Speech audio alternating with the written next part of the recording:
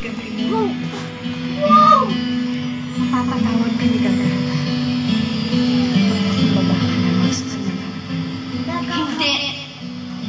Wala ka dapat hindi nakapatawaran sa kanya. Wala naman akong ginagawang masama. Bibigyan ko lang ng hustisya ang pagkamatay ni Ada. Ako rin naman nasaktan. At nagalit sa mga nangyari kay Ada. Uli, magtulungan tayo, Tala. Ako maghihiganti para sa kapatid natin. Pero magagawa ko lang yun. Sa kanya natin, ang lakas ng kapangyarihan ko. Tulungan mo, Tala. Saaling mo sa akin ang lakas ng iyong kapangyarihan.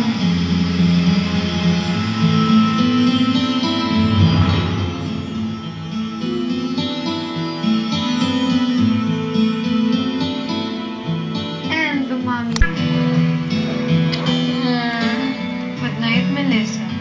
I love you forever, I love you for always, and as long as I'm living, my mommy Yelby.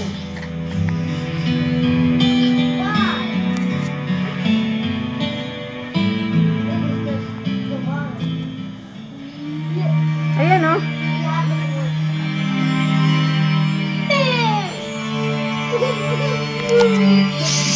I love you. Alam kong mahirap sa'yo. Sa talikuran ng kapatid mo. Bakit? Ang kapangyarihan mo, Tala. Tulungan mo ako. Ibalik mo ang lakas nito. Tawarin mo ko sa nagawa ko nang matulungan ka. At hindi ko na magagawang ibigay pa ang hinihiling mo. Mahal ko si Ada. Mahal mo? At sa akin ang sinapit niya. Oo, Mahal mo? mali sila. Pero hindi matutuwid ng isang mali ang isa pang pagkakamali. Hindi lang ako ibinigay mo.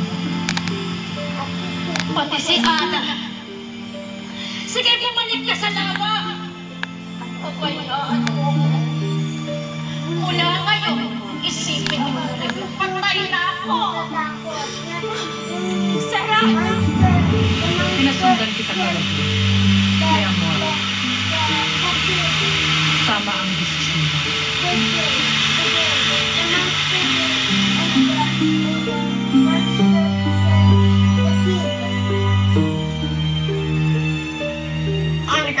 Tulog ka na. Sige, sige. Nagtaki rin. Halika. Sige. Ikaw ka na. Sa labas mo na.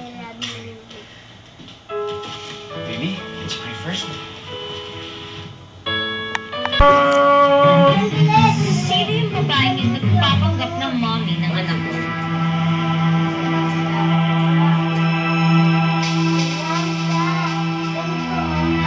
Maging na nakapangyari ng taglay na pera. Mababali na natin ang pinupunta.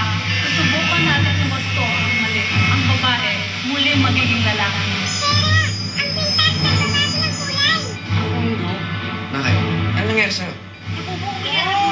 Magiging lalo ka na ulit. Oh, walang kontra. Lola, pwede ba tayo mag-usap? Lola, I like you. Umaasa rin ako, Lola, na kahit paano meron ka rin nararamdaman para sa akin. Ha?